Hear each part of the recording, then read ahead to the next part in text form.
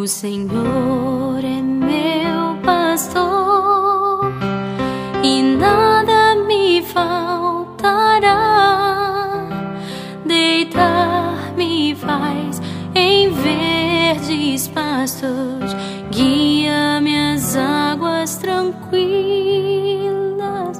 refrigera minha alma, guia-me pelas veredas da justiça por amor do seu nome.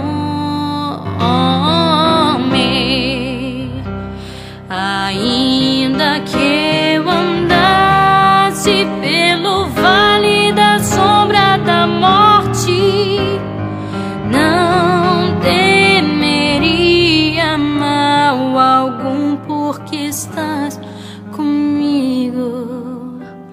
Tua vara e o teu cajado me consolam. Preparas-me uma mesa na presença dos meus inimigos.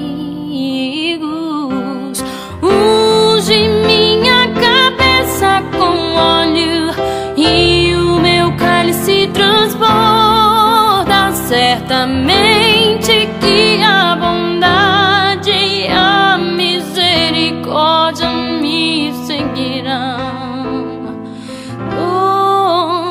todos os dias da minha vida,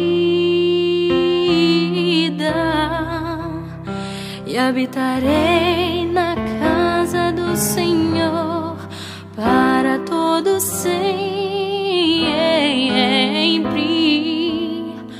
e habitarei na casa do Senhor para todo sempre.